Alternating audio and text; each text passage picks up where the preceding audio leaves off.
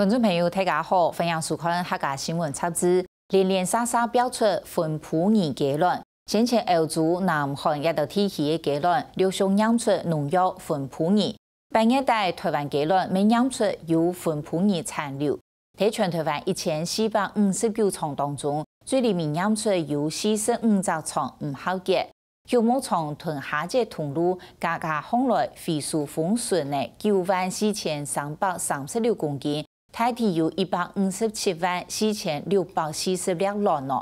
分普尼其实是一种用来防伪专门发的杀虫剂，一般是用来替环境用药，再由卵农拿来处理给生烘的食物。里面查出是由一个卖药的医生里人而被去卖，给卵农用茶位。一般出事前的鸡床，价格都是传统唔係封闭式的鸡栏的。都係無法度控制環境嘅溫度濕度，連沙發生禽流感、大惡性分普尼事件，台灣卵雞市場嘅產業結構怕唔該是唔得的。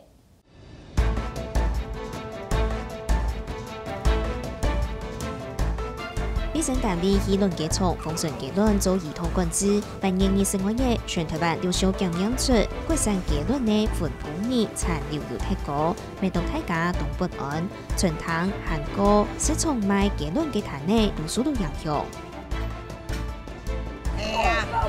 都無人買啦，我明仔載要來叫。人摕來攏安那第一句安那甲你講。恁這有參兩無？參兩恁這能夠有正常，有健康，點菜率有下降大概2-3成，就因為這個蛋的問題。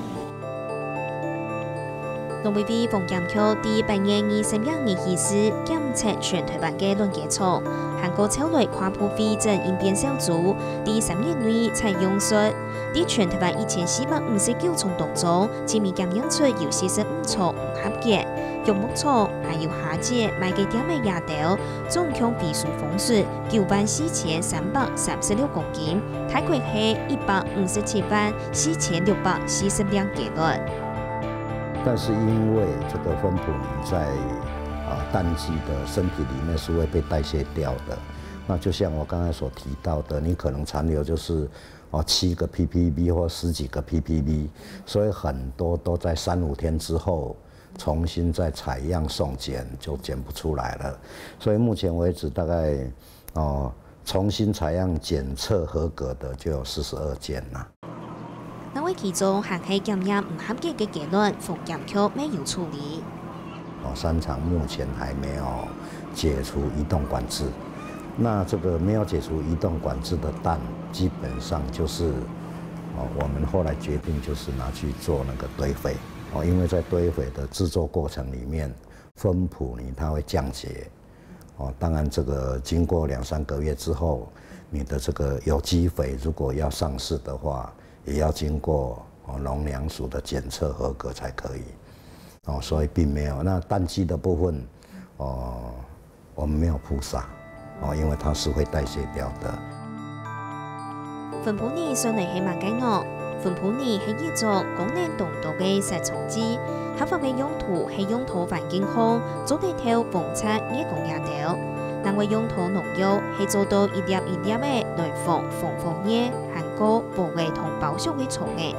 分普尼雖然之係用途各種好，另外用途同步好係拿來頭結為苗為野膠石同挑戰野豆，不過禁止係用途實用嘅同步好。雞屍的問題，它是很難避免的，尤其是像蛋雞這種飼養期這麼長的，然後假如它的環境又稍微飼養環境比較密集一點的話，它是非常容易得的。那可是因為蛋雞它生產雞蛋，一天生1顆，它每天都在生產這種我們人吃的東西，基本上我們蛋雞是不准用任何藥物的。總唔得用途卵雞好，用嘅會有農民拿來用咯。政府調查發現，主要係有用上亂賣，長不安呢。那可是它身上又會長這個虱子，然後你又不准用任何藥物，那所以才會讓蛋農不得已說有人跟你介紹說，哎，這個東西好用有效，他們就會去用它。所以這個應該是缺乏教育宣導，可能有待加強，讓所有的農民、雞農知道分普尼是什麼東西，那阻斷它的源頭，因為農民有時候是对这个用药的知识比较不足，所以会造成很多的这种问题。那消费者其实是无辜的，农民他也是无辜的。唔止嘅农民沙所许多其他检验合格的论农，韩国先前曾表出结论有待后实施前论农嘅生意受到一大影响。单价当然是低迷很多啊，低迷好长的一段时间啦，大概可能有2个月哦。戴耀新的事情2个月，这次到底要低迷多久，我们还不知道，只是说事态严重，检验出来，结果没有事情啊，结果还是遭到这个百货公司的下架，还是没有办法再继续那边再营业，真的实在是损失惨重了。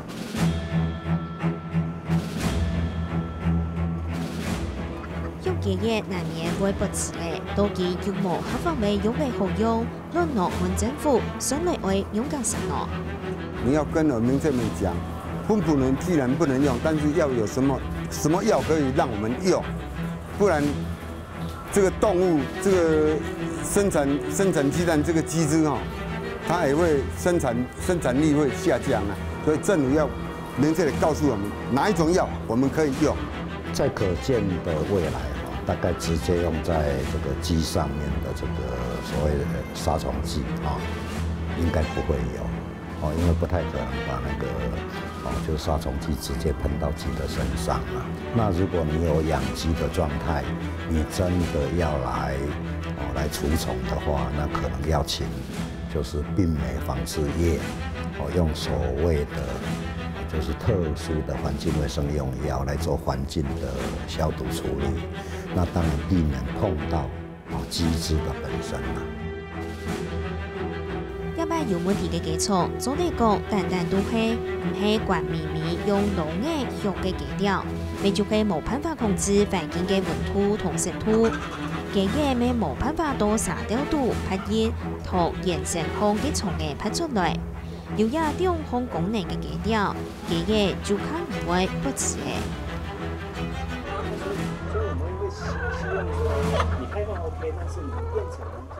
總檢方要嘅嘢係標記圖幫助體內空登記證，韓國批定水糧食刺痛食品來學上論嘅，嘅嘢要按法的蔬菜和自由行通。韓國有加嘅備料，韓國規定嘅刺痛用飼料嘅機器同固體嘅上嘅可比上論，重要嘅係也條嘅啲天內講有關農行也條後本嘅食材的拍熱。當他們發現自己身上有寄生蟲的時候，我就會透過去做這個殺癒的動作，來去讓我的魚絲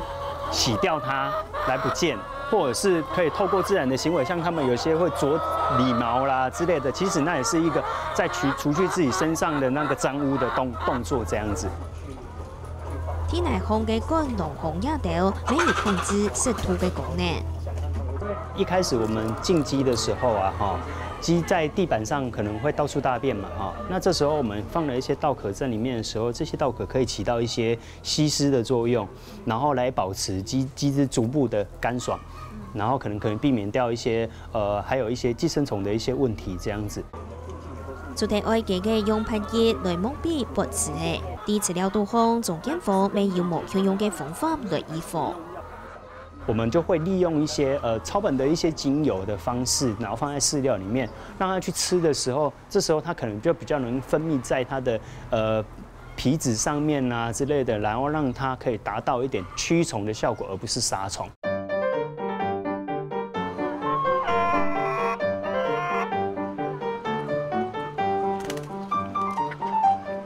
嚟到那位嘅用友善嘅方法來向嘅論基礎，啲日特嘅農民係用20條標記到停下走，按不條將標準條嘅方式來向，咪就係放牧嘅方式，幾條嘅嘢由東方嘅蔬菜和走上走下。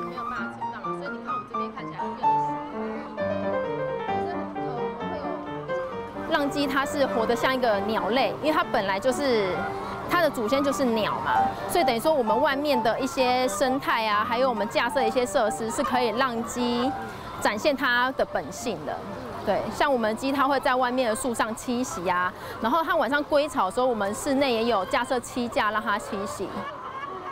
就算做到没有安全的跳虫的方式。那我们室内的部分，我们是会用硫磺粉去撒在我们的垫料上，还有产蛋槽里面。那当然会避开它的饮水跟饲料。那鸡它的身体去接触到这些硫磺粉，并且它在里面的垫料洗沙浴啊，它也是会让就是让硫磺粉味道去驱赶它身上的虫啊。能为从安样用防毛嘅方式来育呢？毛就係有反抗嘅食品嘅卵雞蟲，睇佢係所有雞蟲嘅量上，其他不常嘅傳統卵雞蟲會用嚟來防疫咯。要好賺硬幣，會有效嘅衣服，雞也不吃，雞料就會完全消脫，歸公嘅一類，歸公嘅出去。開始養雞以前，把這個整個雞場哦，這個清潔。然後消毒乾淨，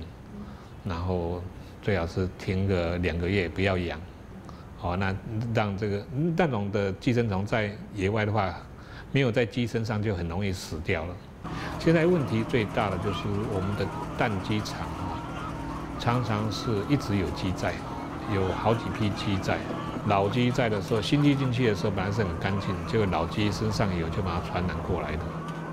不過，按你嘅做法，對於唔係呢度嘅農民來講，會做到冇安規。那對小廠來說的話，會有一個很大的問題是，即便這樣子做，我就會產生一個2到3個月的空窗期，基本上沒有資金流入，也不會盤商也會在你這邊位置是收不到蛋的。那久來了，被放棄的可能性都很高啊。專家係提出建議，小農做地上夫合作，來做到回工嘅賣飲類、回工嘅淘汰體。譬如說你有好幾個洞輪流批次飼養，或者是說你集結一些附近的小農啊，那形成一個合作社，那大家來輪啊，類似這樣子的做法啊，如果可以用統進統出，至少可以在一個飼養期結束之後，可以做徹底的消毒。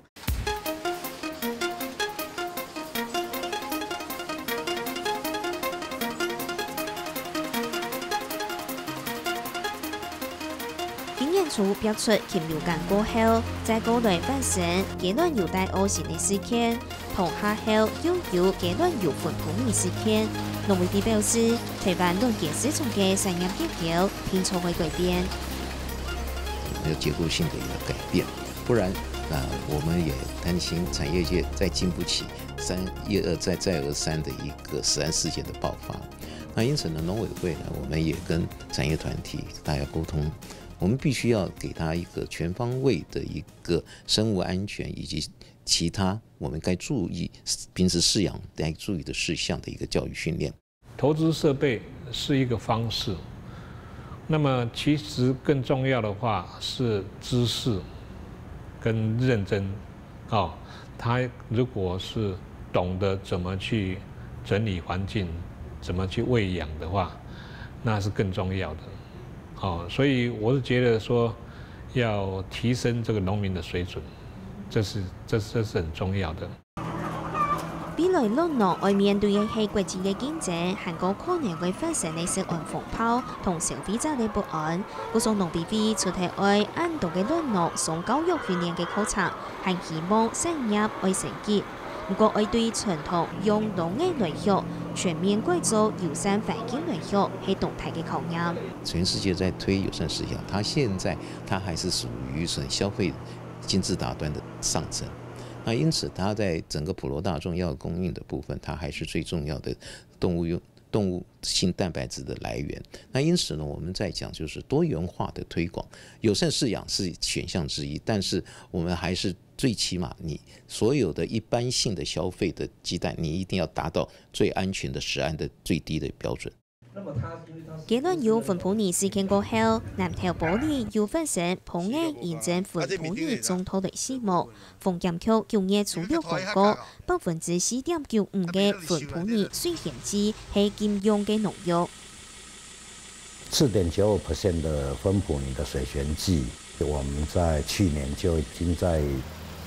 這個植物上面，農作物上面，我們取消了它所有的使用範圍。當初並沒有把那個許可證全部撤銷，因为考虑到的就是说，还有厂商会来加工，然后专供外销。那我想经过这个事件之后，我们已经正式要把它公告，就撤销这些许可证啊。那以后4.95% 的这个水旋剂就会变成是禁药，你就不可以制造、不可以生产、不可以贩卖、不可以使用。另外，为了民众安心，政府每隔天同分普尼标入药检业常规检验项目度后，不过有好者有无相用的看法。因为我们每一年都有做那个动物的那个，就在禽场端、牧场端的这个检验，针对动物用药品。但是今后我们会把芬普尼当作是一个固定要检测的项目。那以后是不是一定要常规？我是觉得可以不定时的抽验，那这样子更能够抑制人，因为你如果是常规性的，我就可能可以知道你什么时候验，什么时候不验，对不对？那我如果是跟你讲，我不定时抽验，那很可能是我3年一次，我今年就抽到你了，对不对？不定时的抽验反而会让人家比较警觉性高一点。是讲，认真推翻一下，并无实体结论同检验嘅芬普尼用剂量嘅标准，你就可以讲，是为检验出有益的东西就係唔合格。考慮到用機器來檢驗有益限制，用歐美嘅5ppb 來做用劑量嘅上限，會聽出芬普尼殘留量標準冇。農委會實驗署已經驗出幾項跨部會嘅專家會議來討論。蛋裡面芬普尼到底要定多少量？要定多少的话，其实并不是用喊价的，应该还是要看我们国人对鸡蛋的摄食量多少。个人重申一下，说是要定，因为虽然没有直接用在产食动物，可是产食动物会吃到植物性的饲料，然后就会有芬普尼。制定与否你分两个面向来看啦。那你如果禁止使用，照理说它应该是零检出，就不应该检出，其实就不要有什么标准。但是你又不能保证大家绝对不用，所以你还是要定一个安全的剂量，或者是一个像你刚刚讲的 MRL 之类的让人家可以安心说我虽然吃到了，但是是不是我还在安全范围内那我要接下来要做怎么样进一步的去处理这样子。專家會議討論過後，農委會第1年內涵蓋研究，針對關於藥檢嘅用測環境背景同飼料亞條，在過濾檢聽會提出標準冇。希望檢聽前，檢驗同結論會用歐美嘅5ppb 來做檢驗標準。是講係講無對根本來檢驗，來同農民聽改善藥檢嘅環境，同確實做到藥品嘅管理。按呢廿擺係結論嘅芬普尼事件嘅下一擺又會發生乜嘢用藥嘅問題冇呢？